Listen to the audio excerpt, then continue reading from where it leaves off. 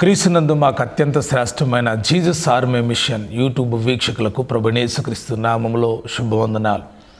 అనుదినం మనం ధ్యానిస్తున్నటువంటి ఈ వాగ్దాన వాక్యము కొరకు మిమ్మల్ని అందరినీ కూడా ప్రేమతో ఆహ్వానిస్తూ ఉన్నాం.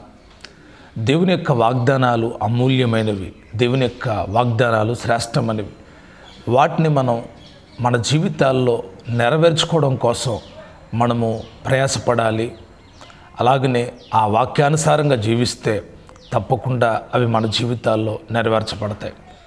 వాగ్దానం మనకు అనుగ్రహించబడిన తర్వాత కేవలం ఆ వాగ్దానాన్ని పట్టుకొని ప్రార్థన చేయడం కాదు, కానీ ఆ వాగ్దానంలో రాయబడిన విషయాలు గైకుంటూ ఉన్నప్పుడు మాత్రమే నీవు ఆ వాగ్దానాన్ని నీ జీవితంలో నెరవేర్చబడటం చూడగలవు.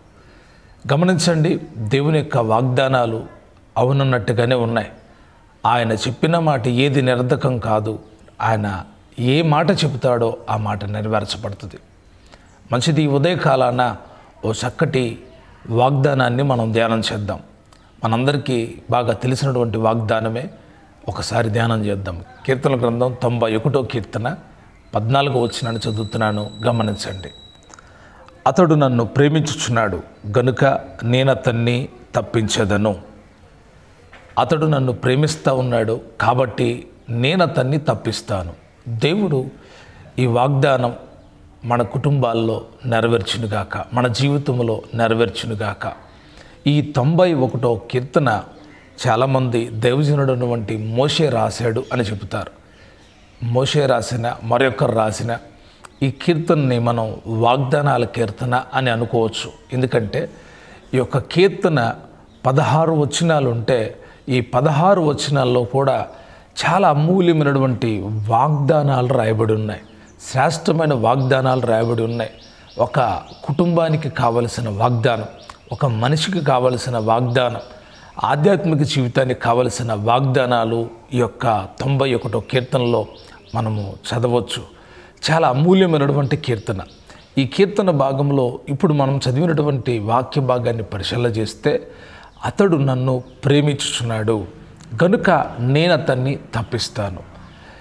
నేను తప్పిస్తాను అని చెప్పాడు దేవుడు. దానికి ముందుగా ఆయన మాట్లాడిన మాట ఏంటంటే అతడు నన్ను ప్రేమిస్తూ ఉన్నాడు. దేవుని ప్రేమించడం మానవుడు నేర్చుకోవాలి. నేను దేవుని ప్రేమిస్తున్నానండి అని అంటే సరిపోదు. ఒక మనిషిని ప్రేమించినట్టుగా దేవుని ప్రేమించడం కుదరదు. ఒక మనిషి ఎడల ప్రేమ చూపించినట్లుగా దేవుణ్ణి ప్రేమించడం ఎప్పటికీ కుదరదు. ఆయన అంటాడు, నాకంటే తన తల్లినైన్ను, తండ్రినైన్ను, అన్నదమ్ములైన్ను, అక్కచెండ్రులైన్ను ప్రేమించేవాడు నాకు పాత్రుడు కాడు అంటాడు. ఎందుకు ఆయన ఆ మాట అన్నాడు అంటే, మనం అసలే ముందు ఎవరిని ప్రేమించాలో మనం తెలుసుకోవాలి. ఎవరికి మన సంపూర్ణమైన ప్రేమను మనము ఇవ్వాలో తెలుసుకోవాలి. కొన్నిసార్లు చాలామంది లోకరీత్యగా యవనస్తులు తమకున్న ప్రేమని ఆ ప్రియుడి మీద పెడతారు. అందరిని విడిచిపెట్టి, అంటే తల్లిదండ్రుల్ని, బంధువుల్ని విడిచిపెట్టి ఆ ప్రియుడి మీద లేక ఆ ప్రియురాలి మీద ప్రేమను పెట్టుకుంటారు. వారి జీవితాల్లో కొద్ది కాలమే ఆ ప్రేమ ఉంటుంది. తర్వాత ఆ ప్రేమ మాసిపోతుంది. ఆ ప్రేమ లోపం గలదిగా మారిపోతుంది. అయితే దేవుని మీద ప్రేమ పెట్టుకున్నవాడు ఎప్పుడు కూడా మోసపోడు, ఓడిపోడు, కృంగిపోడు. మనిషిని ప్రేమించి బాధపడేవాళ్ళు ఉంటారు. అయ్యో, నేను ఆ మనిషిని అంతగా ప్రేమించానే, కానీ ఆ మనిషి నా మీద తిరుగుబాటు చేసిందే, నేను ఇంతగా ప్రేమిస్తే నన్ను మోసగించిందే, నాకు తెలియకుండా వేరొక సంబంధాన్ని నడుపుకుంటా ఉందే, ఆ మనిషిని నేను ప్రేమించాను, ఆ అబ్బాయి నాకు తెలియకుండా వేరే వాళ్ళతో తిరుగుతూ ఉన్నాడే.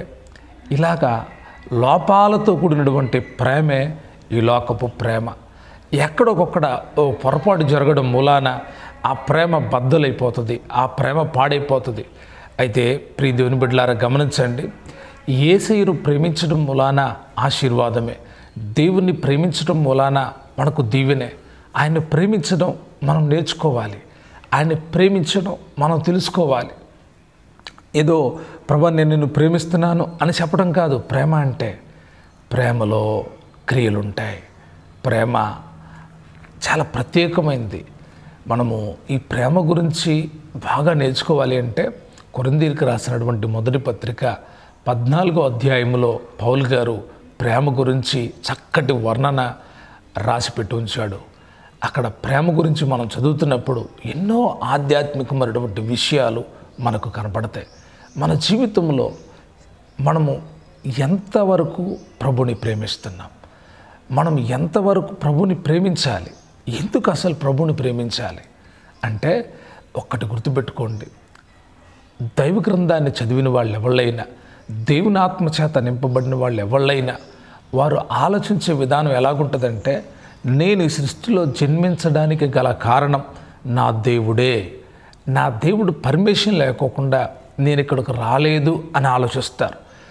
చదవని వాళ్ళకి, ఆత్మజ్ఞానం లేని వాళ్ళకి ఆలోచన రాదు. ఆత్మజ్ఞానం ఉన్నవాళ్ళు నా దేవుని వల్ల ఈరోజు నేను బ్రతుకుతున్నాను, నా దేవుని వల్ల నేను ఈరోజు ఈ స్థితిలో ఉన్నాను అని ఆ దేవుని స్తుతిస్తా ఘనపరుస్తూ ఉంటారు.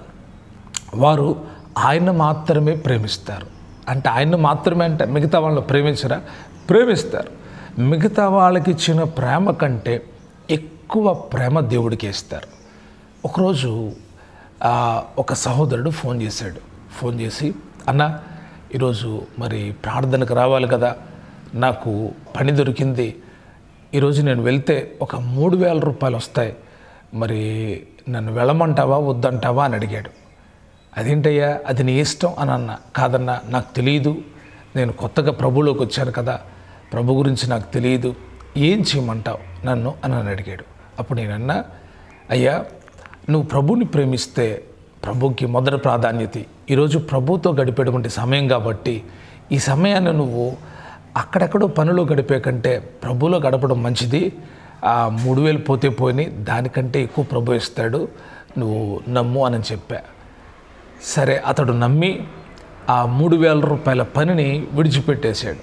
అద్భుతమైన విషయం ఏంటంటే నిజంగానే దేవుడు కృపగలిగిన దేవుడు. ఆ మరుసటి వారంలో అద్భుతంగా దేవుడు అతడి చేతి పనిని దీవిస్తే ఆ 3,000కు గాను 30,000 రూపాయలు సంపాదించుకోగలిగాడు. అంటే చేతి పనివాడు. అయితే దేవుడు బ్లెస్ చేశాడని నమ్మాడు. చాలా నమ్మకంగా దేవుడితో కొనసాగుతూ వచ్చాడు. జరిగిన కార్యం ఏంటంటే బాగా దేవునితో కొనసాగి వచ్చి ఇప్పుడు ఒక స్థాయికి వచ్చాడు. ఇప్పుడు అంటాడు, అన్న ఆదివారం నాకు ఇంపార్టెంట్ పని ఉంది కాబట్టి నేను ఆ పనికి వెళ్ళాలి. ఎందుకంటే పెళ్ళైపోయింది, పిల్లలు కలిగి ఉన్నారు, ఇప్పుడు ఆ పిల్లలు పోషించాలి, భార్యను పోషించాలి, కాబట్టి నేను వెళ్ళి ఆ పని చేస్తేనే నా కుటుంబం పోషించబడుతుంది అని అంటూ ఉన్నాడు. ఈరోజు ప్రార్థనకు రావడానికి వెనుకం చేస్తూ ఉన్నాడు. ఏమిటి ఈ రెండింటి మధ్య వ్యత్యాసం గమనించారా?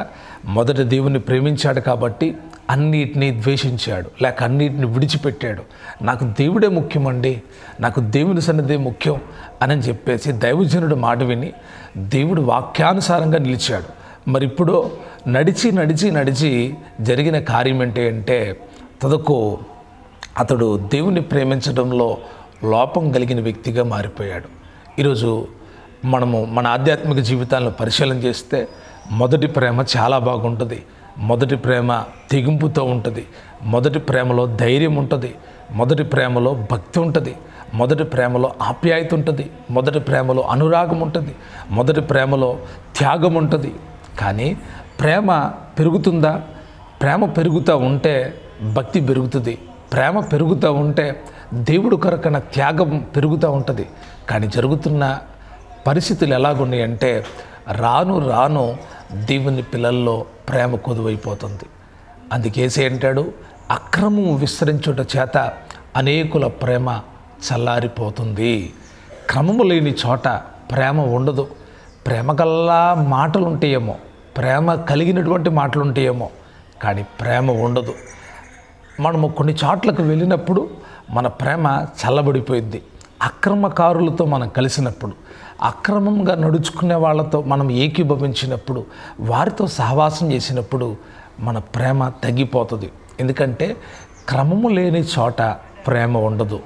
ప్రేమ ఎక్కడైతే ఉంటుందో అక్కడ క్రమము, మంచి నడవడిక ఉంటుంది. ఇటు పడితే అటు ఇష్టం వచ్చినట్టుగా జరగదు. కాబట్టి గమనించండి, నేను కేవలం ప్రేమ ఎటువంటిది అని చెప్పడానికే ప్రయత్నం చేస్తూ ఉన్నా. దేవుని పిల్లలు గమనించాలి, మీ ప్రేమ దేవుని మీద ఎలాగుంది, మీ ప్రేమ దేవునిలో ఎలాగుంది. మొదటి ప్రేమ మీలో ఉందా? మొదటి ప్రేమ చాలా బాగుంటుంది, కానీ ఈ కడవరి కాలంలో ప్రేమ కొదువైపోయింది. అందుకే ప్రకటన గ్రంథం 2వ అధ్యాయంలో ఆ యొక్క సంఘం గురించి ప్రభువారు చెప్తాడు కదా, ఇదిగో నీ మీద తప్పొకటి మాపవలసి ఉంది, మొదట ఉన్న ప్రేమను నువ్వు వదిలిపెట్టేశావు, మొదట ఉన్న ప్రేమను నువ్వు వదిలిపెట్టేశావు. నిజమే, ఈరోజు చాలామంది మొదట్లో దేవుని బాగా ప్రేమిస్తారు, దేవుని సేవకుని బాగా ప్రేమిస్తారు, మందిరాన్ని బాగా ప్రేమిస్తారు, దేవుని యొక్క సన్నిధిని బాగా ప్రేమిస్తారు. రాను రాను భక్తిని డబ్బు కోసం అమ్మేసుకుంటున్నారు, ఏవో కుటుంబ ఫంక్షన్ల కోసం అమ్మేసుకుంటున్నారు, దేవుని యొక్క సన్నిధిని అమ్మేసుకుంటున్నారు. తెలుసా మీకు? ఒకప్పుడు ఏదన్నా ఫంక్షన్ ఉంది, ఆదివారం ప్రార్థన మానేయాలంటే భయపడేవాళ్ళు. ఇప్పుడు అదేం లేదు, మాకు ఆ ప్రార్థన కంటే ఫంక్షనే ముఖ్యమని వెళ్ళిపోతున్నారు. వీరు దేవుని ప్రేమించేవాళ్ళ? కానే కాదు. మొదటి ప్రేమలో భక్తి భయంతో కూడింది. అమ్మో, నేను వెళ్ళకూడదు, దేవుడు నన్ను దీవిస్తాడు, దేవుడి సన్నిధిలో నేను ఉండాలి ఆదివారం. కానీ ఈరోజు ఆ భయమే లేదు. మొదటి యొక్క త్యాగం ఎలాంటిది అంటే, వర్షం పడుతున్నా కూడా భక్తి మందిరంలోకి రావడం, భక్తి మానలేదు. కానీ ఈరోజు చిన్న చినుకులు పడితే ఏం వెళ్తాంలే అని కృంగిపోతున్నాం. కారణం ఏంటంటే, నీకు దేవుడి మీద ఉన్న ప్రేమ తగ్గిపోయింది. దేవుని యొక్క వాగ్దానం ఈ రీతిగా చెప్తా ఉంది, అతడు నన్ను ప్రేమిస్తూ ఉన్నాడు, కాబట్టి కనుక నేను అతన్ని తప్పిస్తాను. ఎక్కడి నుండి తప్పించబడాలి అంటే, ఈ భూమి మీద ఈరోజు నేను ఆయన ప్రేమిస్తూ ఉన్నా, వెళతా ఉంటే బైక్ మీద ఒక గోతులో పడి నా బైక్ పైకి లేచింది, తప్పించబడ్డాను. అయ్యో, కొంచెం అయితే పడిపోయేవాడిని, ప్రాణం పోయేది అనిపించింది, తప్పించబడ్డాను. ఇవి కామన్గా జరిగేటువంటివి. కానీ నేను తప్పించబడాల్సినటువంటి ఒక స్థలం ఉంది. ఆ స్థలము నుండి మనం తప్పించబడాలి. అదే అగ్నిగుండం, అదే నరకం. ఆ నరకములోని తప్పించేవాడు దేవుడు ఒక్కడే.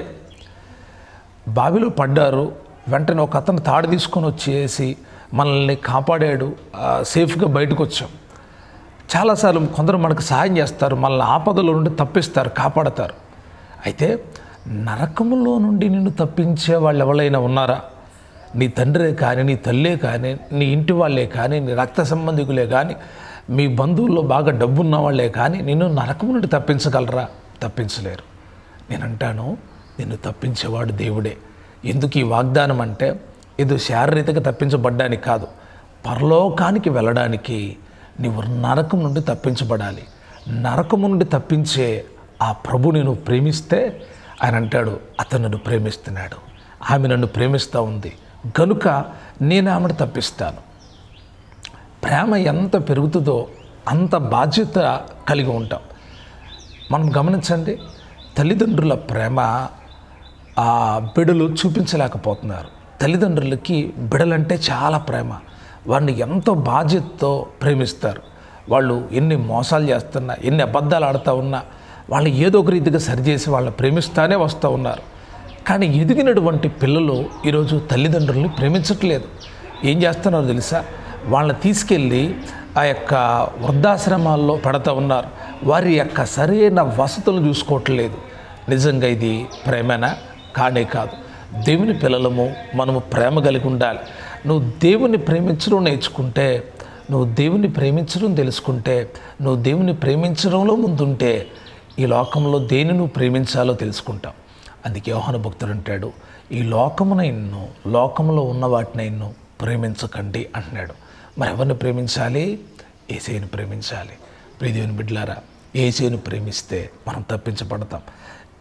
ఏ పరిస్థితుల నుంచి తప్పించబడతాం? ఎలా తప్పించబడతాము అంటే, నరకం నుండి తప్పించబడతాం. ఒకవేళ కొందరు అంటారు, ఆ యాక్సిడెంట్ నుంచి దేవుడు తప్పించవచ్చు కదండి, ఆ పరిస్థితి నుంచి దేవుడు తప్పించవచ్చు కదా, ఆ టైంలో దేవుడు వచ్చి కాపాడవచ్చు కదా అంటాం. అది కాదండి తప్పించబడ్డం అంటే. అది కాదు తప్పించబడ్డం అంటే. ఈ భూలోకంలో మన ప్రయాణాల్లో కలిగే శోధనలో, లేకపోతే మనకొచ్చే ఆటంకాల్లో, మనకొచ్చే అపాయాల్లో ఆయన తప్పించవచ్చు, తప్పించకపోవచ్చు. కానీ గుర్తుపెట్టుకోండి, ఆయన మనల్ని తప్పిస్తానని వాగ్దానం చేస్తున్న వాగ్దానం భూ సంబంధమైంది కాదు. పరలోకానికి నువ్వు వెళ్ళడానికి నరకము నుండి ఆయన నిన్ను తప్పిస్తాడు. నరకము నుండి నిన్ను తప్పిస్తాడు. అందుకే నువ్వు ఆయన ప్రేమించాలి. అందుకే మనం ఆయన ప్రేమించాలి. కనుక ప్రభుని ప్రేమిస్తూ ప్రభు కొరకు జీవిద్దాం. ఆయన ఇచ్చిన మాట తప్పుడు. ఆయన నువ్వు ప్రేమిస్తే ఆయన రాజ్యంలో ఉంటావు. నువ్వు ప్రేమిస్తే నరకం నుండి తప్పించబడతావు. నువ్వు ప్రేమిస్తే ఆశీర్వాదం కలుగుతుంది. నువ్వు ప్రేమిస్తే దీవెన కలుగుతుంది. కాబట్టి ప్రభుని ప్రేమిద్దామా? లోకాన్ని ప్రేమించొద్దు. మన ప్రేమని అమ్ముకోవద్దు. ఏవో ఫంక్షన్ల కోసం, బంధువుల కోసం, రక్త సంబంధికుల కోసం నువ్వు దేవుని సన్నిధిని విడిచిపెట్టావు అంటే నువ్వు నిజంగా దేవుని ప్రేమించట్లేదు. నువ్వు నిజంగా దేవుని ప్రేమించే వ్యక్తివైతే దేవుడి కోసం త్యాగం చేస్తావు.